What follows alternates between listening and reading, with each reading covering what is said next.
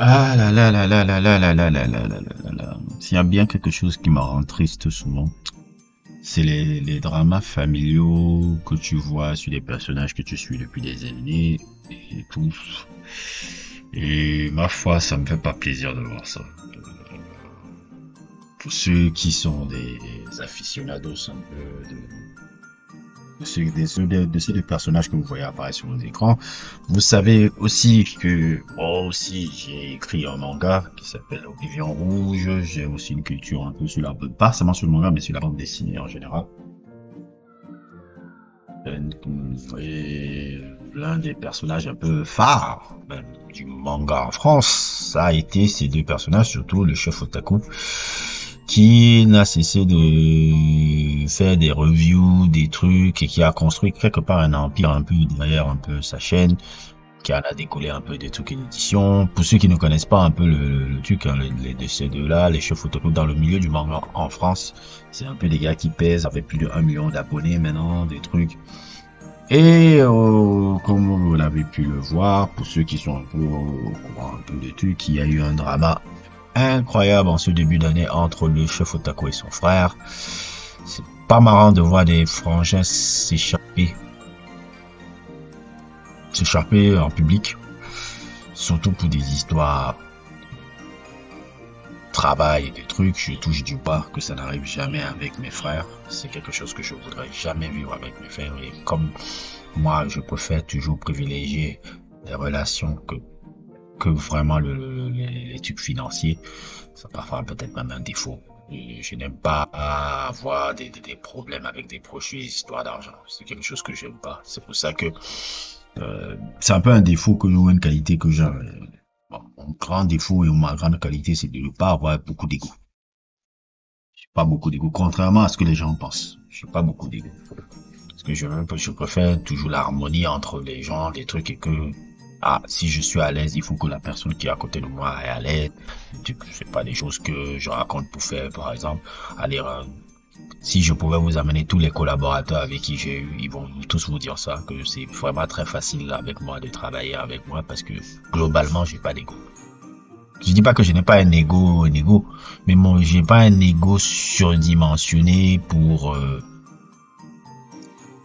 je suis pas quelqu'un qui est égocentrique. C'est vraiment pas le truc, c'est même plutôt l'inverse. Et c'est peut-être parfois même un défaut. Mais je suis pas quelqu'un d'égocentrique.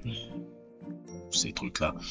Et ma foi, quand je vois cette situation-là qui me fait mal, hein, parce que j'écoutais le live du Petit Chef pendant 2 heures, j'ai vu aussi la vidéo, qui est la vidéo retirée aussi du chef Otaku qui expliquait un peu pourquoi le chef est parti, où il a fait sa FAQ, rendu avec sa vignette un peu horrible qu'il a postée là, parce que si la situation est devenue là, c'est globalement à cause de lui.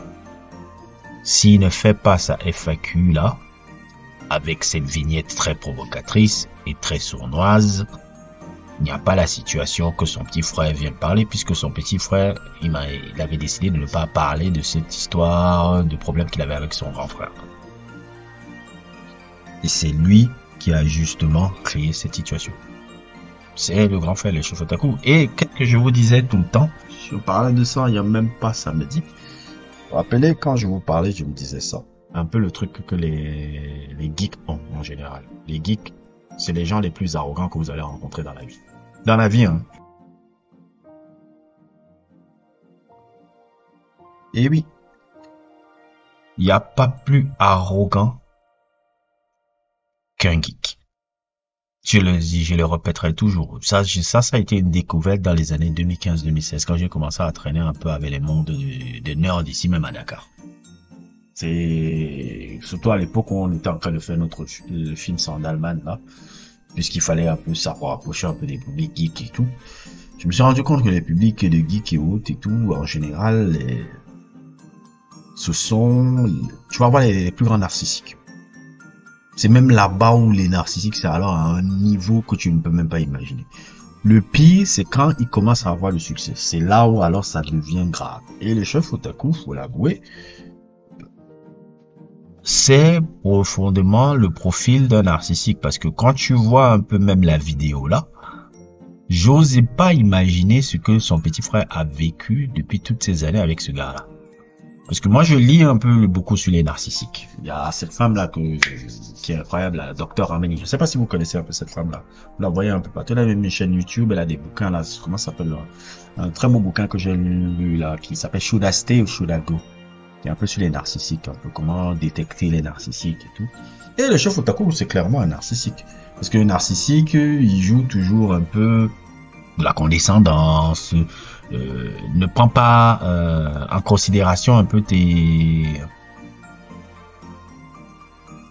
un très peu manque d'empathie. Les gens sont des objets pour lui, ne prend très peu en considération les gens. C'est toujours c'est très dans la condescendance en permanence. Et c'est ce que j'ai vu un peu dans cette vidéo de merde un peu qu'il a fait là. Et c'est cette vidéo de merde qui crée la réaction de l'enfant. C'est purement de la merde. Et je peux comprendre un peu la souffrance de ce gamin-là, qui, globalement, quand tu regardes un peu la situation, quand tu lis la situation et quand tu vois un peu la situation, c'est avant tout la situation d'un gamin qui était fait de faire un projet avec son frère, en fait. C'est pas une question d'argent, ce qui se passait là. Vous allez me dire, oh ouais, non, ce n'est pas une question d'argent. C'est une question de considération. C'est, on a la chaîne YouTube là, on est en train de la créer, ça va devenir un investissement familial et tout. Je le fais avec mon frère, je suis content de le faire avec lui. Et voilà, on va avancer. Parce que moi, je sais ce que c'est d'avoir des frères et je suis très proche. Je me trouve que je suis très proche avec mes frères et mes frères m'aident beaucoup. Et je sais ce que c'est d'avoir des frères bienveillants. Moi, j'ai grandi avec je dois vous avouer, moi, j'ai grandi dans une famille bienveillante. Sincèrement, je souhaite, c'est quelque chose que je me rends compte à quel point c'est une chance d'avoir grandi dans la famille dans laquelle j'ai grandi. J'ai vraiment grandi dans une famille excessivement bienveillante. Excessivement bienveillante, peut-être un peu trop bienveillante, un peu. Des frères excessivement bienveillants. Et les frères que j'ai eus, c'est vraiment des frères excessivement bienveillants. Franchement. Grandir dans la famille que là, c'est vraiment une bénédiction sur tous les plans, hein, économique, présence sociale, tout, sur tous les plans. J'ai été béni par rapport à ça. Et des gens de situation, un peu comme je vois là, c'est des situations surréalistes. C'est pour ça que je dis, je touche du bois, j'espère que ça ne m'arrivera jamais avec mes frères, ce genre de problème.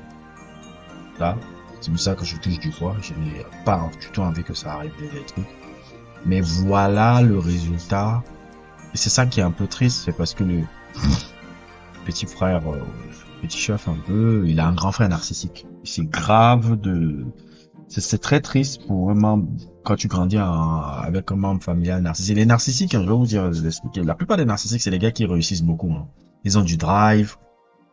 Ils réussissent beaucoup, financièrement dans leur vie. Parce qu'ils ont beaucoup de drive, ils ont beaucoup de trucs, ils savent utiliser les gens autour d'eux. Ils savent être magnétiques. Le chef Otaku, il est très magnétique. Il te fait rire, il te fait truc. Même quand tu vois un peu la vignette et tout, tu vois, ça fait rire un peu au début. Mais quand tu regardes et que tu analyses un peu bien la personnalité, tu te dis, ah, toi, t'as un coup, quoi.